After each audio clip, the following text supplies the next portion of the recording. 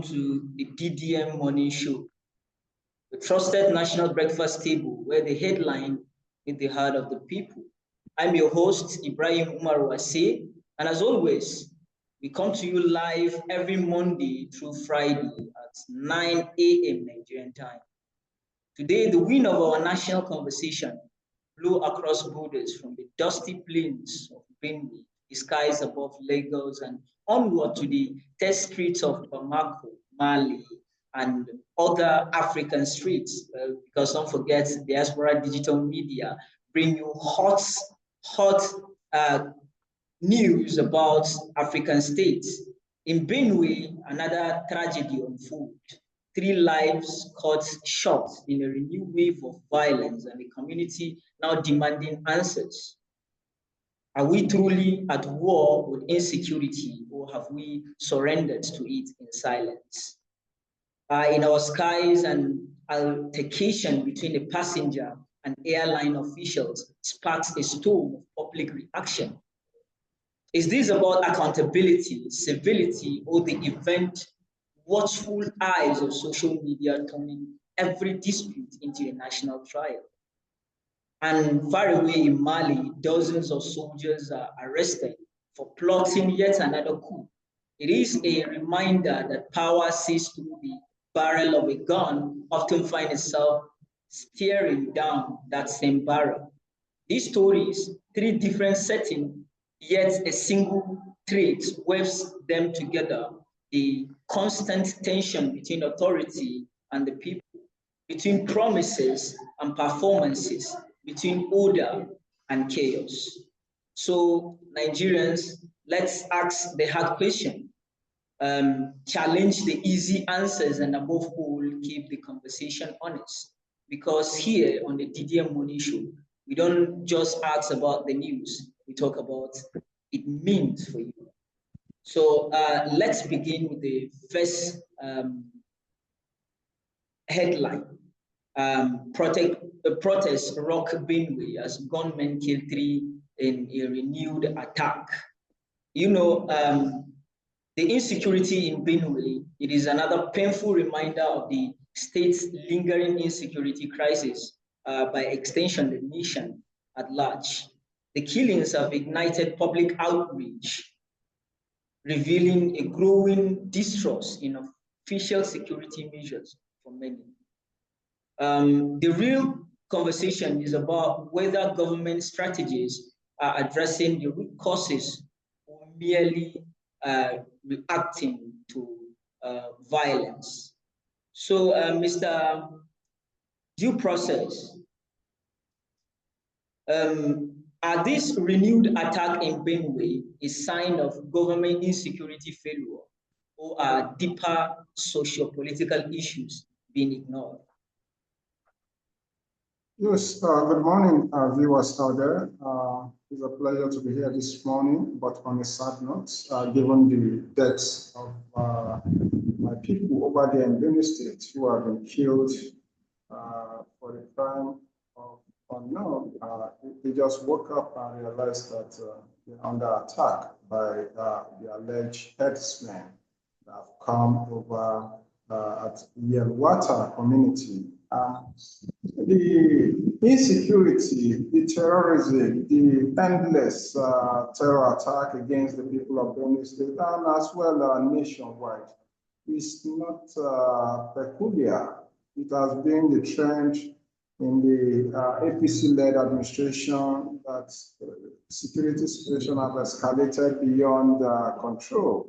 To be candid with you, the government is so powerful that to be able to handle whatever it chooses to handle. Think about it. Benue State is one of the powerhouse in terms of food production. It's otherwise referred to as the food basket of the nation. Where chunk of trailers keep coming out of these rural areas with loads of food, different varieties of food products, and there is an agenda to stop Africa, to stop Nigeria and other African countries from producing their own food. You see the narrative of the GMO. Mute your mic. Yes, the narrative of the GMO where Bill Gates feels he should be the one solely in charge of providing Nigerians and Africa in particular with seedlings. And that's the whole idea behind the introduction of GMO, leading to a lot of media attacks and media resistance. And some portals of the media also found promoting the same GMO. We saw on the news where the NAFDAC DG at one point condemned the GM will not be safe for consumption, but on the other end, after a month or so, she came back to the same platform to say GMO is safe for consumption. All these have a wider implication on what is happening across the state, especially states where are produced in Nigeria, in particular Benue, Niger, and Plateau states. These are the very serious states where foods are being produced. And farmers in these states have come under consistent attacks by herdsmen and a number of other insecurity crises, terrorism, and all that. It's just an attempt to discourage the people from farming. I watched a video where entire community has been deserted. Why?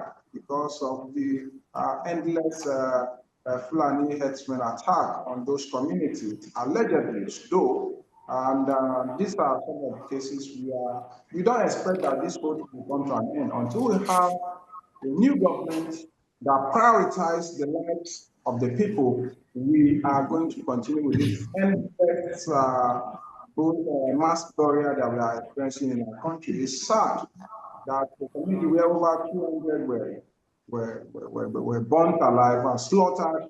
Till date, the government has not come out to make any arrest or declare anyone directly or indirectly involved.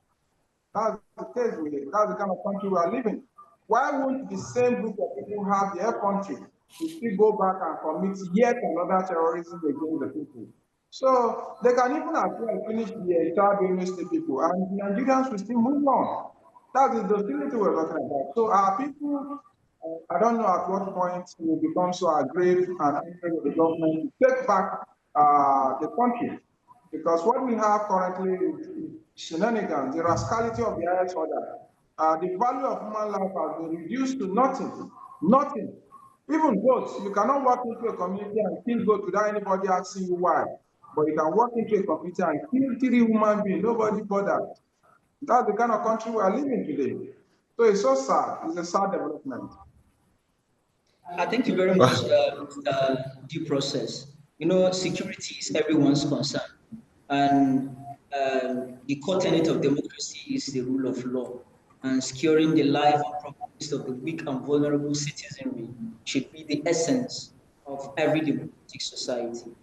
So, do you think this insecurity has a multifaceted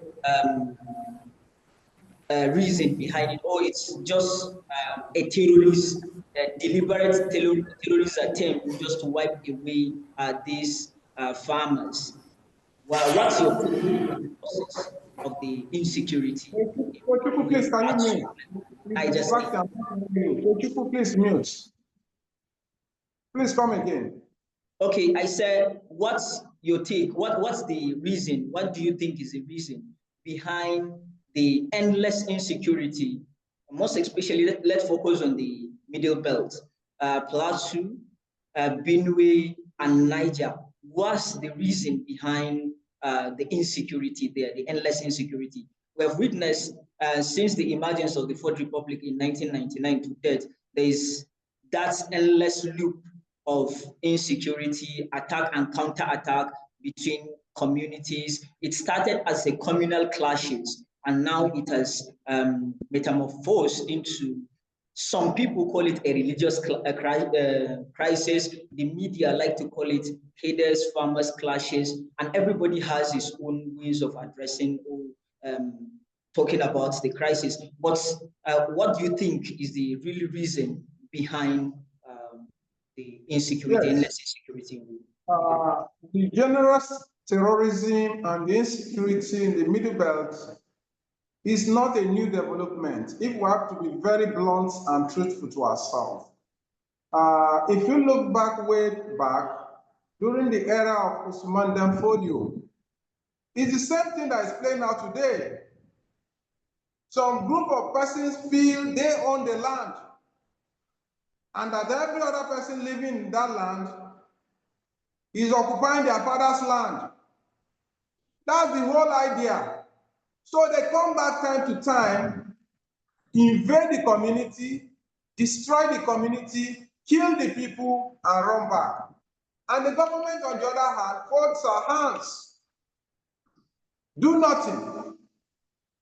So terrorism started right from the ages of Usman Dan Fodio, and it has not stopped until we have a government that prioritizes the lives of Nigerian people.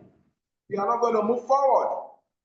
And we are all victims waiting to happen, whether we defend it, whether we speak the truth about it, we are all victims waiting to happen.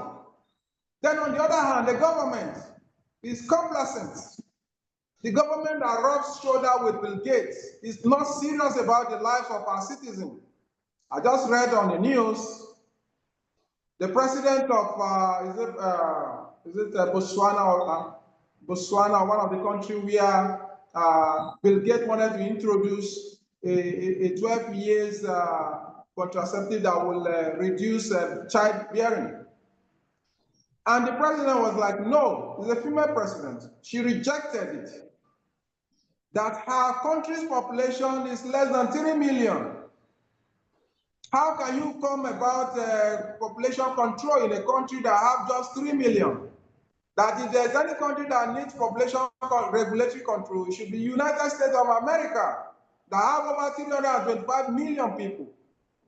She has a point, right? So those are the things we're talking about. Yet we have Bill Gates visiting Nigeria, visiting Tinubu in Aso Rock every now and then. At least he has visited a minimum of 3 times to Aso Rock since Bola Tinubu came on board. So these are the things we are talking about. On one hand, some people feel they own the land of Nigeria, the entirety of Nigeria belongs to their father. You can imagine that. And that's why they come back, they attack whoever they found in that community, destroy the community, they run away. The Nigerian soldiers, the Nigerian police, the Nigerian security architecture, they are all busy on Benue Federal Highway. They are busy collecting bribes. A minimum of 500 naira, as at the last time I was involved in food logistics, a minimum of 500 naira. If you feel I'm lying, it's very simple. Just fly the road. Follow any of those vehicles that are carrying food stuff, carrying pepper, carrying different food varieties from Benue State, and you see them collecting the money on the federal highway. It's very simple as that. So those are the things we are doing. Instead of to be busy to solve the security situation in the country, they are busy extorting money from motorists, extorting money from people. So that's the situation we have. So I don't know what's happening. All right. I've heard you. Thank you very much, Mr. Due Process. Now, Benue State has been a flashpoint for ethnic and communal violence, and this is caused primarily by clashes between nomadic herders and local farming communities over maybe land, grazing rights, and other resources. Now, we must know that over recent years, these conflicts have escalated into cycle of violence, counter-violence, retaliatory attacks, with some organized groups accused of using terror tactics that go beyond mere disputes. You know, in Nigeria, we normally refer to terrorism as exclusive to Northeast. What about other kinds of violence? What has been happening in the North Central, in Benue State, in Kogi State, and some other states in the North Central? Are these not terror attacks? What is happening in the Southeast Nigeria? Can that not be called or referred to as terrorism? I mean, what is the meaning of this one is banditry, this one is terrorism. This one is farmer-herder clashes. All these things are acts of terrorism because they weigh heavily against innocent citizens in the state. So I don't see them as different, but they are the same thing. And this persistent violence has devastated communities in the north central, in Benue State, especially. It has displaced thousands and created an atmosphere of fear that undermines social stability and economic development. Despite the presence of military forces, despite the entrenchment and the institution of laws against open grazing, under Samuel Autumn's administration, the government banned open grazing, as well as some other states in Nigeria banned open grazing. But the real question here is that if you have banned open grazing, what about the implementation of that law? Because we easily make laws in Nigeria, but the implementation, we are either incapable or unwilling to make, to substantiate those laws through reasoned enforcement. That is the problem we have in Nigeria. Now, I continue to say this, as much as Buhari's government was, to some extent, effective or in terms of infrastructure, even if he did well, one thing that most people would know him for is being notorious in the sense that he never for once condemned the attacks of Fulani herders, of Fulani herdsmen. So it is a very unfortunate thing. But as we all say, security is a collective responsibility of everybody. It is not exclusive. It is not subject to the government alone. Everyone is included. I saw the video yesterday of the protest.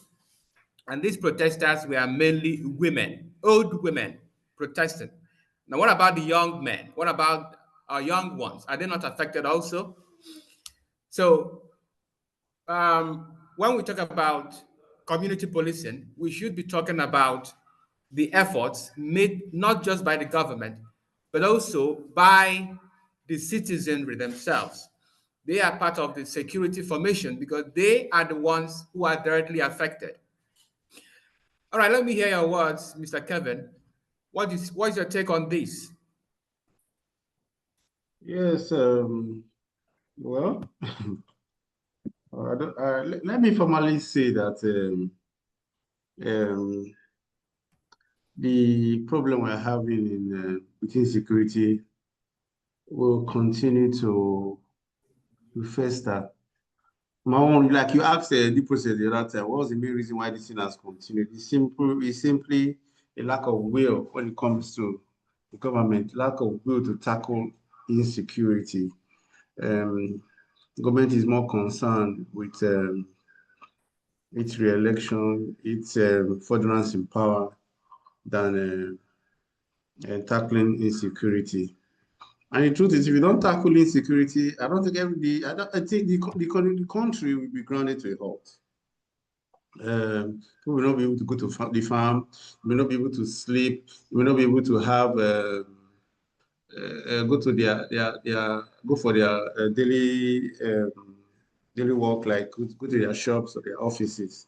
If it continues, that's the first thing you must do when it comes to developing your country. You shouldn't use security to play at all. But it doesn't seem as if the government is concerned about anything. Okay, the whole thing started since the beginning of the Buhari administration, and this whole thing, no particular government from the state or from the federal decided to say, okay, let's tackle insecurity. It's a lack of will on behalf of the government, and because of it, this thing has continued to eat deep into our polity, to the extent that some of these bandits or insecure elements, these elements of insecurity, have decided to even take our territory and are even collecting taxes. The only time we begin to tackle insecurity in this country is when there is a will on behalf of the government to say enough is enough, and it will be taken care of. I think the last government that really took security seriously to me was the ambassador government. I've not seen any sign of seriousness in security when it comes to previous government, from Jonathan to I think Yar'Adua tried to some extent. Yes, he did. But from Jonathan to Buhari to Tinubu, I think this government is even worse because people cannot go to the farms. People go to the farms, like, they get raped. You honestly remember what happened in Rumi? People are even scared. So this is going to affect even the economy to the extent that people may not be able to even afford the price of food, because the insecurity has made it difficult for people to go to the farm, making food unavailable to some extent, so things will definitely go up. If the government is willing to tackle insecurity, they must take it as their #1 priority. Me personally, I even believe that we need to declare a state of emergency on some certain states. If possible, sack the governors and really tackle this thing headlong, then in 6 months, reinstate the government back. You have Zamfara there, you have Niger State, some local governments are controlled by the bandits, you have Borno, you have, in fact, I just read this morning that bandits and armed herdsmen sacked soldiers in Borno and Yobe State this morning. It's a sad thing. It's a sad thing. The will must be there. If the will is not there, nothing will happen. That's just the truth. I don't see any will from this government at all. Instead, I see witch hunting and a lot of things going on, which are not priorities. Okay, so where there's a saying that says, where there's a will, there will be a way. If the government doesn't have the will to tackle security, then it will continue to fester. Thank you. Thank you very much, Mr. Kevin. I want to clarify something with regards to this topic. The points raised by Mr. Due process. He talked about Usman Danfodio, and I feel it's very, very important for me to clarify the historical context of what happened there, because I happen to be from that same area. I am from Plateau State, so definitely I belong to the Middle Belt. So I think there are a lot of conspiracy theories that are going around with regards to what is happening in northern part of Nigeria and what is the root cause of the problem, what is causing that mayhem.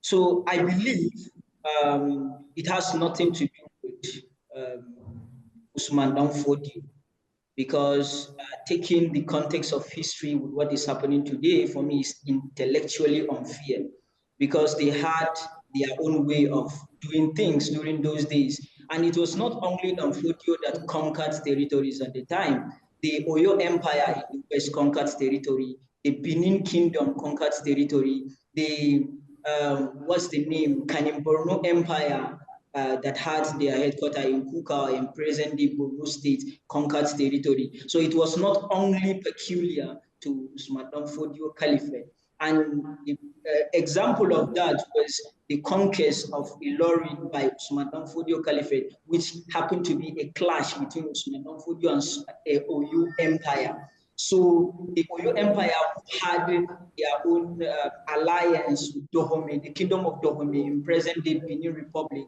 were also expanding their territory. The same vein, Usman Danfodio was expanding his territory. So what is currently happening?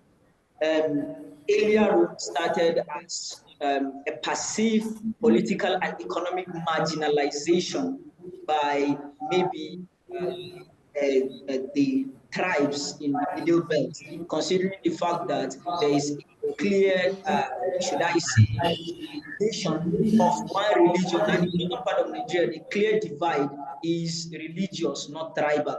So they are perceiving that there will be an economic and political marginalization, despite the fact that they are the majority in these two states, Benue and Plateau State.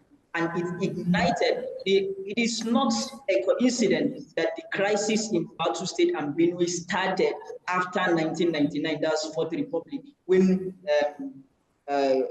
politics started. So clearly it's because of that perceived marginalization. And let me make the point clear, cut and clear, and for everyone to be right and clear. In Plateau State, there was never a time since Fourth Republic that a Muslim become the governor of Plateau State, or even the deputy governor, or even the speaker of the House of Assembly. So it was because of that fear that was fueled. Although there are terrorist attacks here and there, and that terrorist attack is not only peculiar to the Christian communities. And that's why when I saw people championing a cause that there is an attack on Christian communities in the North Central or anywhere in Nigeria, I look at it as intellectually unjust or inaccurate. Because when we see Zamfara is 99% Muslim and they are suffering from the same insecurity, and the perpetrators are the same ones carrying the insecurity and North Central. And the same with Katsina, the same with Kano, the same with Kaduna, who happen to have predominant Muslim population. So it's an act of terrorism carried out by people whose motive is to get money. Ransom is their biggest motivation, not religion, not strife. So stigmatizing a particular group of people is dangerous because it will force these people to side with the terrorists or at least have a sympathy with the terrorists because they are all seen as the same. So if you want Fulani, for example, to help you fight these terrorists, don't stereotype it as Fulani terrorism. If you want the Muslim population to help you, don't stereotype the thing as a Muslim versus Christian thing, because it will spiral and be a very, very dangerous thing that it will not be controlled. Thank you. That's my Yes. Yes. Yeah. Before we go to the next topic, let me say this. You are very, very right, Ibrahim.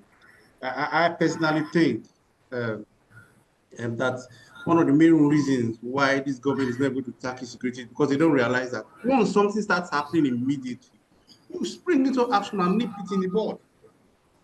Okay? People start kidnapping, people start rampaging on the streets. You relax and wait for days. The only thing you do ever is to go and sympathize with victims. You don't even think of what happens to the people who perpetrated the crime. When you nip this in the bud at the beginning, then people, and you even prosecute those who did such. People will learn from that and they will be deterred. They will not be encouraged to say, okay, let me go and commit that same crime. But when somebody goes into a community, they slaughtered 200 people, and they went there yesterday again and they slaughtered another, and you relax, and you feel relaxed, people will continue to do it, and to the extent that they may even begin to thrive on it. Okay? There's a saying that says, when something like this insurgency or whatever terrorism takes place and government does not act on it within 24 hours or 48 hours, that means they are part of it. Okay?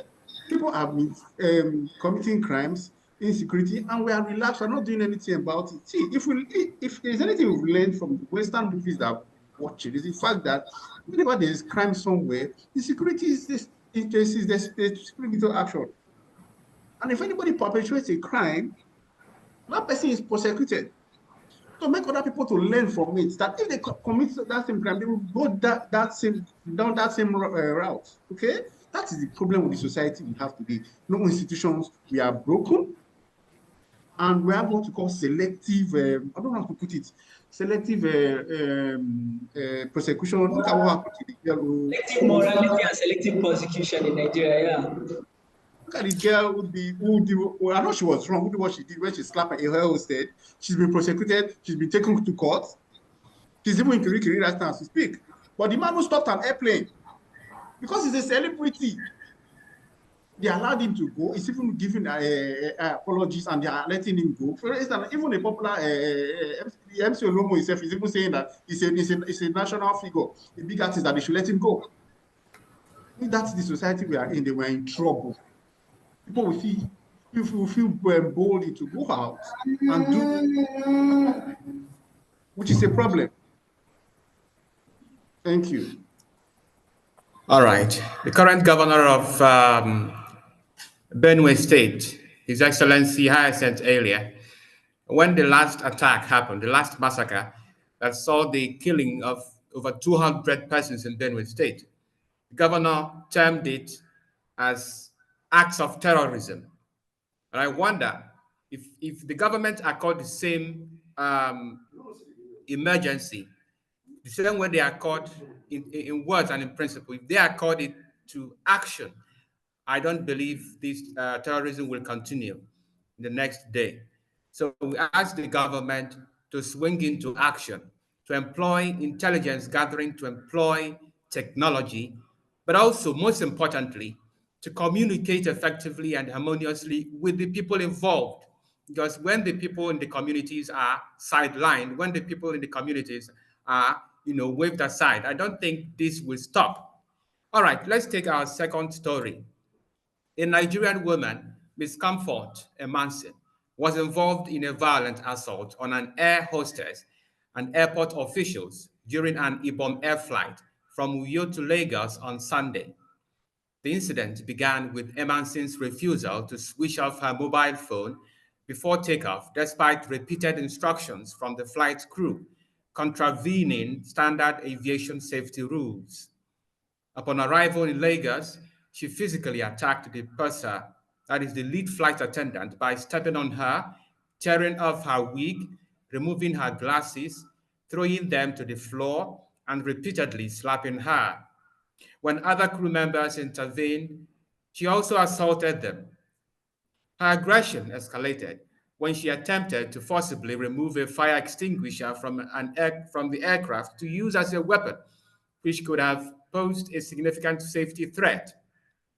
Even after the arrival of Ibom Air security personnel and the Federal Airports Authority of Nigeria security officers, Emanson continued to violently assault staff, including slapping the ground supervisor before being restrained and forcibly removed from the aircraft.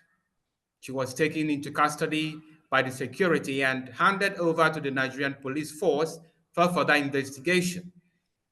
Ibom Air has imposed a lifetime ban on Ms. Emanson from flying on any of its aircraft, emphasizing its zero tolerance policy towards unruly and violent behaviors that endanger crew, passengers, or equipment. The airline has also reported the incident to the Nigerian Civil Aviation Authority, which issued a stern reminder to air travelers about the importance of obeying safety instructions and the responsibilities that come with flying. Viral videos circulating on social media captured the altercation, showing Emanson angrily confronting the flight attendant and security personnel, further fueling widespread public condemnation of such disruptive conduct. This incident follows a recent case where Fuji musician Wasiu Ayinde faced a 6-month flying ban uh, by the Nigerian Civil Aviation Authority for unruly behavior at Abuja Airport, signaling increasing enforcement of discipline in the Nigerian civil aviation. All right. Now, this matter, it was like it is the topmost that was trending yesterday about the woman who violently attacked the hostess. Because the video was very clear that there is a lot of narration and counter narration. Some people have been accusing the lady.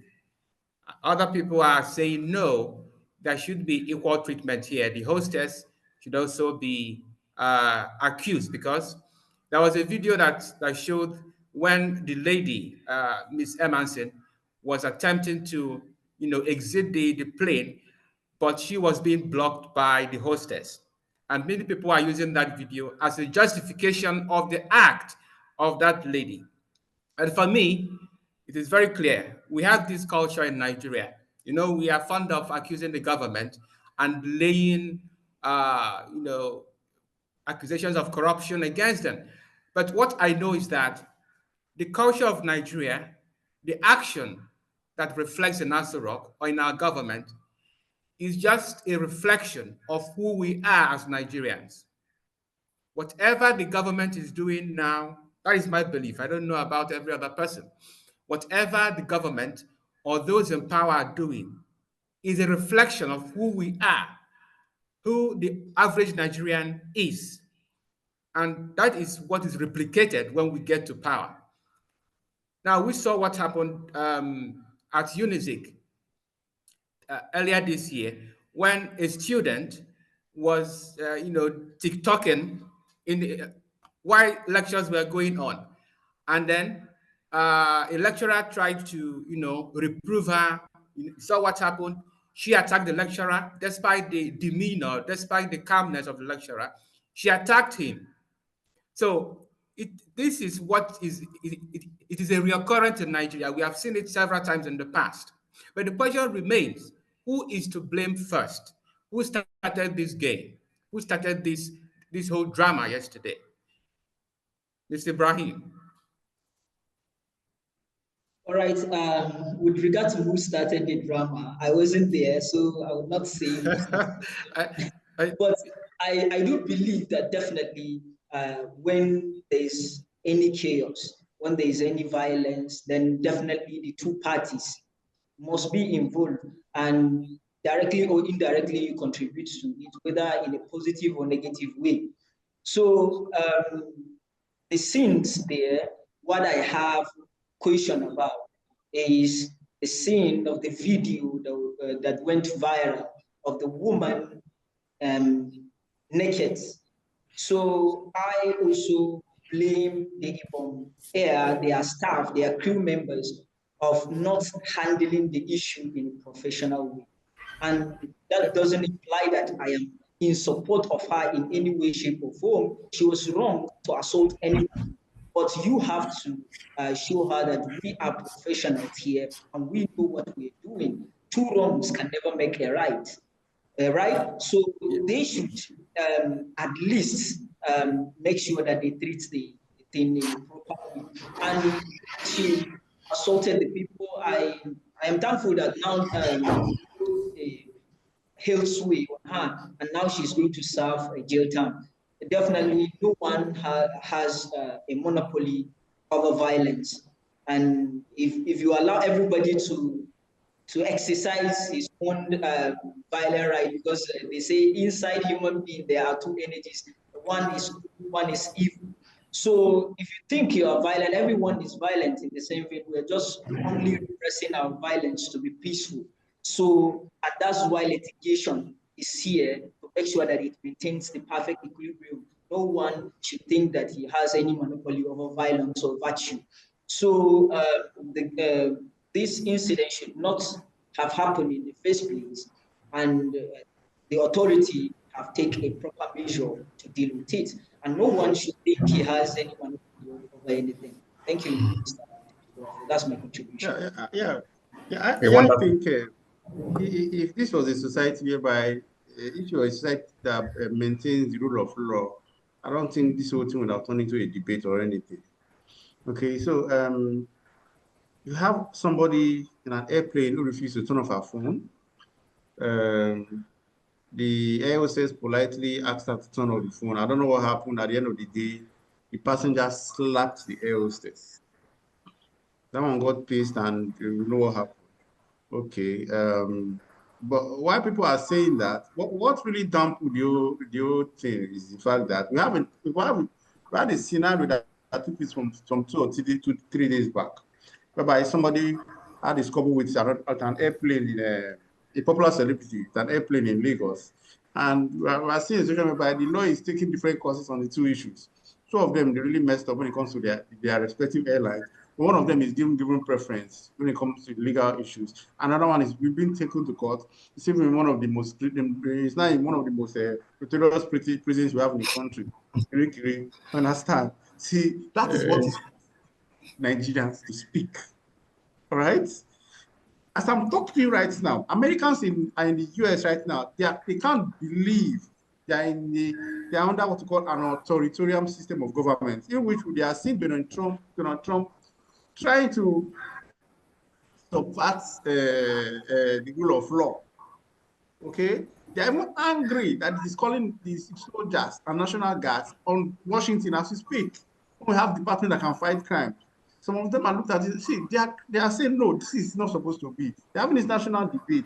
They have institutions that will correct that, but in Nigeria, you can go through. On one hand, we are seeing somebody that committed crime. The person is being made to pay for it. Someone committed crime, but because of his celebrity status, is made to bypass the law. I think it just shows that look, that's the reason why Nigerians are talking. It all boils down to one thing. This country should reset itself. This country needs a hard reset. Everybody must be made to face the full wrath of the law, no matter your status in society. Thank you. Thank you very much. Everyone must contribute positively to the overall progress of a society, not just the government, but also the people. If you are asked to switch off your phone, it is for your own safety, not for the safety of the hostess or the President Tinubu. No, your own safety. It's like what most commercial drivers do these days when they want to, purchase fuel at a petrol station. You will see their engine turned on. Why the petrol attendant is refueling the engine, or I mean the tank. So all these things are what are revolting to the eyes, but they are seen as normal things in our society. It's a very sad thing, and we need to really have an introspection and a change of life in Nigeria if progress is in the horizon. All right, let's say two generals have been arrested in Mali over an alleged coup attempt against the country's ruling military junta, according to multiple credible reports. At least 37 to 45 military personnel were detained in recent days as part of an ongoing crackdown on what authorities say was a plot to destabilize the current military government led by General Assimi Goita. Among those arrested is General Abbas Dembele, a respected former governor of the Central Mopti region, and Brigadier General Lema Sagara, one of the few high-ranking female officers in the Malian armed forces. Conflicting reports surrounded their status initially, but sources confirm they are in the custody as part of the arrests. The detainees allegedly conspired to overthrow the transitional military government, which seized power via coups in 2020 and 2021 and has since extended its mandate until 2030, postponing promised elections. Mali has been grappling with severe political instability and escalating jihadist insurgencies since the military coup in 2020, followed by another coup in 2021. The government, led by General Goita, has faced persistent challenges from armed groups affiliated with Al Qaeda and ISIS, and the failure to hold timely elections has fueled dissatisfaction within and outside the military. The attempted coup arrests highlight rising tension and factionalism within the Malian military itself, reflecting unease over the junta's prolonged hold on power and its handling of both security threats and governance. Political opponents and critics of the regime, like former Prime Minister Chogwe Kokala, have been arrested or marginalized, contributing to an atmosphere of internal repression. The crackdown follows the junta's disbandment of all political parties in May 2025, further stifling democratic processes. All right. Now, this is coming at a time, it is following the Burkina Faso's great strides in its war against terrorism. Yeah.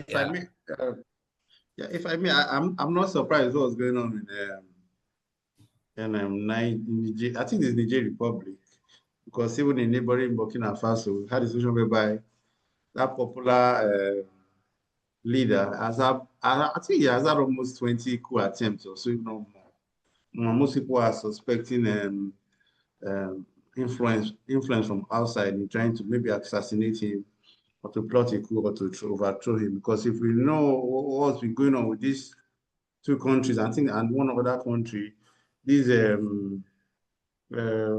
people, these leaders have actually gone against the status quo. They don't want the Western world to influence their country. They've driven, like for instance, France, they've driven France away. They've decided to control their own resources. I think Niger Republic is one of the highest producers of lithium also in the world. So a lot of Western countries are interested in them. The fact that these people are able to control their resources and get their own monies, really pissing these people off. So I'm not surprised that we're getting multiple coup attempts on this country. But I pray they're able to hold their own. But I really think that these Western powers should try and stop meddling into the affairs of of what's going on in these African countries, okay? Because we don't look at this coup as ordinary. Coups are normally sponsored, and we'll be surprised, just like what we've seen in Burkina Faso, that this may be also be something that will be sponsored from outside, okay? What we pray the most is stability in Africa, but the continuous coup attempt has shown that, look, if care is not taken, if these governments are not strong enough, they might be taken over or overthrown. That's what we've done before. But I think the Western world should try and stop meddling in the affairs of African countries. Thank you. All right, there is no denying that coups have returned to Africa. This is something that we used to hear in the past, but now it is no longer alien to us, especially in West Africa. Mr. Ibrahim, do you think the resurgence of coups in Africa is a good thing, first? And do you think it is capable of dealing with the African issues like terrorism, poverty, maybe disunity also? All right, Mr. Tuchikurafa, thank you for this question. I don't think the resurgence of coup in Africa is a good thing. But at the same vein, I don't believe democracy is the solution to Africa. Democracy, in principle, is ruled by the people. But in practical, you have to ask yourself this simple question. How can the people govern and be governed at the same time? So, most of the political philosophers are unanimous belief that no one has the right to tyrannize the whole population. So we have two broad category of leadership: despotism and democracy. So they all believe that people have the right to vote for what they choose to lead them. But if you look at democracy clearly from a mirror that is not distorted, not from a distorted angle, I mean, then you can clearly see that once you have the right to vote for the leaders, but once you have voted, then you are once again subjected to the rule of a very few. So what's the difference between democracy and monarchy? Monarchies ruled by virtue of ownership. We own the land. Then democracy ruled by virtue of deceptive liberty. They gave the people liberty, but that liberty is deceptive because we are once again subjected to be ruled by the same few under the auspices of liberty. So, and in the concept of democracy, modern democracy, on principle, democracy is a very good thing to practice. But I can tell you that the principle of democracy is not practiced anywhere in the world, not in the United States, not in the UK, not even in Greek that it was founded. So clearly, democracy has been hijacked by the demagogues, the psychopaths, and the sociopaths to serve their own interests. So we have that chain of clashing personal interests. And that's why I honestly believe that leadership has eluded humans since time immemorial. That's the biggest question that humans have been asking themselves. And up to now, we don't have a reliable and sustainable answer to it. Who should have power and over who? So if we look at the statistics of coup in Africa, it's quite appalling and quite disturbing. Because in nations like Nigeria, that we know is a very sensitive country and very fragile country divided on religious, ethnic, and tribal lines, then coup is not healthy to our society. On the other vein, we can also see that the democracy have metamorphosed into, should I say, winner take all thing. And again, it's further dividing the people. Because if you look at the statistics, the insecurity, the violence, the communal clashes in the democratic Nigeria rises astronomically more than during the military regimes, then clearly there's something faulty with the democratic process in Africa. And we can also agree that the military juntas are also fueling division to their own advantage. So I don't know. If you ask me now, what is the sustainable solution to the governance in Africa? I don't know. But I still believe that Africans, if we want to be liberated from this endless cycle of exploitation, then we have to bring one, our military structure that is African. We have to bring our political structure that is purely African, economic structure that is purely African. And that doesn't imply that we shouldn't learn from others. No, we should learn from others, but we must also domesticate what we learn from them to become our own. The same way the Europeans did. They learned from them and they domesticate everything. And that was what gave birth to the Renaissance. And in the Renaissance, now currently we live under the era of the Renaissance, when the Europeans decided that, no, we understand that we have our own differences, but let not use that difference as a tool to divide us rather than a force to unite us. And they unite themselves under the umbrella of the Renaissance. And that's what gave birth to the economic, should I say, economic advantage that they have over every part of the world. So unity is the key. And we have the concept of Ubuntu. Let's come together, not to forget about our differences, but to understand our differences and utilize it positively towards achieving our set goals. So that's my take. Military juntas are not good for Africa. In the same vein, democracy is not good for Africa. So let's bring a sustainable solution to our endless problem in Africa. Thank you, Mr. Tochukura.